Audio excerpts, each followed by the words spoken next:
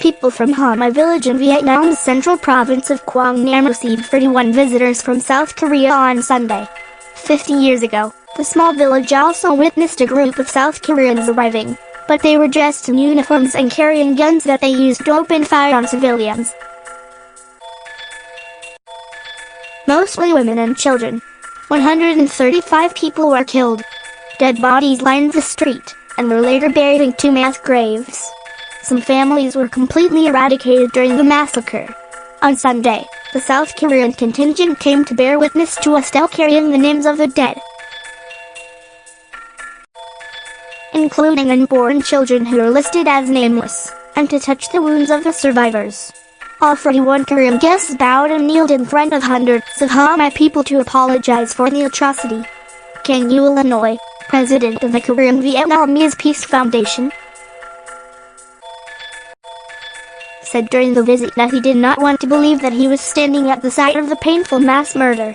"We were unable to speak, we could only try not to cry," he said. Koo Soo-jong, vice president of the foundation, could be seen wiping tears from the face of Tran Si-thu,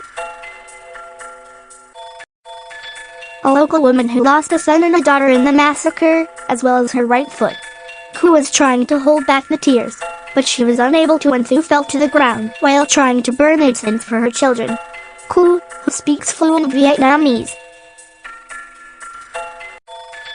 learned about Vietnam at a student campaign in South Korea in 1985 that inspired her to study in Vietnam. She went to study history in Ho Chi Minh City nearly 20 years ago and came across a document that narrated the atrocities committed by South Korean soldiers in Vietnam that she had never heard of before. Editor's note: South Korea deployed more than 300,000 troops to Vietnam from 1964 to 1973,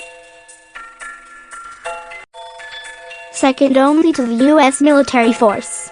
Her quest for the truth took her to the remote villages of central Vietnam. She was scared of the reaction she would receive from the Vietnamese villagers, but there was no need to be. The victims accepted her apology 18 years ago. Koo initiated the Sorry Vietnam movement calling for more South Koreans to learn about the ugly past. She also found a newspaper which agreed to publish her findings, although the newsroom was later attacked by South Korean veterans. The South Koreans on Sunday bowed to the survivors. When Nguyen Thi Thanh rolled up her shirt to show them a shocking scar caused by an explosion. Thanh was 8 when she and her 3 siblings were shot by the South Korean soldiers. Her belly was ripped apart and bleeding as she ran around looking for her mother, who is already dead among a pile of bodies.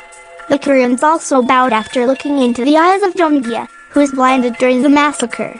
Gya survived by lying underneath the body of his mother, surrounded by mud and corpses. His mother was killed while she was breastfeeding him. Gya said that after so many years, his anger has subsided. They have apologized, so let the past rest. Thanh also said she does not want to recall the past, because it brings back so much pain. Among the visitors were writers, lawyers and Kim Hyun-kwon, a member of the South Korean National Assembly, and of the ruling Democratic Party. They came to Vietnam on a mission of peace to meet the survivors and let something go. The tears and apology were not just for the victims, they were also for themselves. They were able to see the true evil of war, feel remorse and find peace. Vietnam has been through many wars, and holds more ceremonies like this than it would care to remember. But not all battles have been looked back at with remorse. Not all historic events have been treated fairly. The apology in Hama came only from a group of South Korean individuals with a shared sense of responsibility, not their government. Nor has the United States recognized its responsibility for Agent Orange in Vietnam. Leaving the past behind to look for a brighter future has become a modern way of escaping history. But unless we face history with fairness, we will repeat the same mistakes in the future. It's never too late to be honest with the past.